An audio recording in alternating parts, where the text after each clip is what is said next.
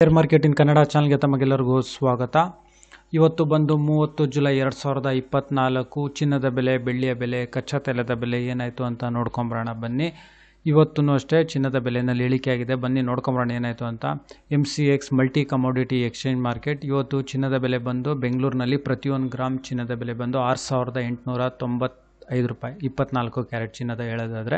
ಅದೇ ರೀತಿ 100 ಗ್ರಾಮ್ ಚಿನ್ನದ ಬೆಲೆ ಬಂದು 6,89,500 ರೂಪಾಯಿ ಆಗುತ್ತೆ. ಅಂದರೆ ನಿನ್ನೆ ಸುಮಾರು ಪ್ರತಿ 1 ಗ್ರಾಮು ಒಂದು 6,916 ರೂಪಾಯಿ ಇತ್ತು. ಇವತ್ತು 6,895 ರೂಪಾಯಿ ಇದೆ. ಅಂದರೆ ಪ್ರತಿ 1 ಗ್ರಾಮಲ್ಲಿ ಸುಮಾರು 21 ರೂಪಾಯಿಯಷ್ಟು ಇಳಿಕೆ ಆಗಿದೆ. ಅದೇ ರೀತಿ ಪ್ರತಿ 100 ಗ್ರಾಮ್ ಚಿನ್ನದ ಬೆಲೆಯಲ್ಲಿ ಸುಮಾರು 2,100 ರೂಪಾಯಿಯಷ್ಟು ಇಳಿಕೆ ಆಗಿದೆ.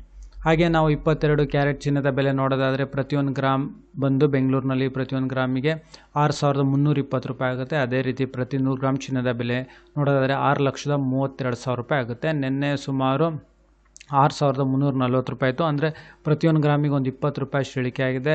ಅದೇ ರೀತಿ ಪ್ರತಿ 100 ಗ್ರಾಮ್ ಚಿನ್ನದ ಬೆಲೆಯಲ್ಲಿ ಸುಮಾರು 2,000 ರೂಪಾಯಿಯಷ್ಟು ಇಳಿಕೆ ಆಗಿದೆ. ಹಾಗೆ ನಾವು 18 ಕ್ಯಾರೆಟ್ ಚಿನ್ನದ ಬೆಲೆ ನೋಡ್ತೀವಿ ಅಂತ ಹೇಳೋದಾದರೆ ಪ್ರತಿ 1 ಗ್ರಾಮ್ 18 ಕ್ಯಾರೆಟ್ ಚಿನ್ನದ ಬೆಲೆ ಬೆಂಗಳೂರಿನಲ್ಲಿ ಬಂದು 5,171 ರೂಪಾಯಿ. ಅದೇ ರೀತಿ ಪ್ರತಿ 100 ಗ್ರಾಮ್ ಚಿನ್ನದ ಬೆಲೆ ಬಂದು 5,17,100 ರೂಪಾಯಿ ಆಗುತ್ತೆ. ನೆನ್ನೆಗೋಲ್ಸಿದ್ರೆ ಪ್ರತಿ 1 ಗ್ರಾಮಲ್ಲಿ ಸುಮಾರು 17 ರೂಪಾಯಿಯಷ್ಟು ಇಳಿಕೆ ಆಗಿದೆ. ಅದೇ ರೀತಿ ಪ್ರತಿ 100 ಗ್ರಾಮ್ ಚಿನ್ನದ ಬೆಲೆಯಲ್ಲಿ 1,700 ರೂಪಾಯಿಯಷ್ಟು ಇಳಿಕೆ ಆಗಿದೆ ಅಂತ ಹೇಳ್ಬೋದು.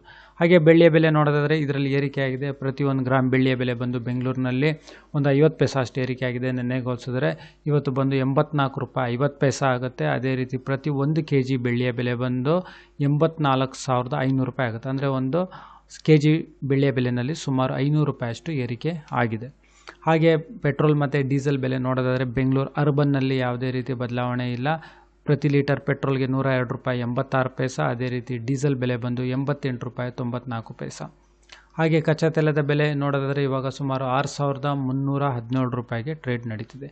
ಈ ವಿಡಿಯೋ ನೋಡೋದಕ್ಕೆ ತಮಗೆಲ್ಲರಿಗೂ ತುಂಬ ಧನ್ಯವಾದ. ದಯವಿಟ್ಟು ಈ ವಿಡಿಯೋನ ಲೈಕ್ ಮಾಡಿ, ಶೇರ್ ಮಾಡಿ, ಕಮೆಂಟ್ ಮಾಡಿ, ಚಾನಲ್ನ ಸಬ್ಸ್ಕ್ರೈಬ್ ಮಾಡಿ. ತಮಗೆಲ್ಲರಿಗೂ ತುಂಬ ಧನ್ಯವಾದ.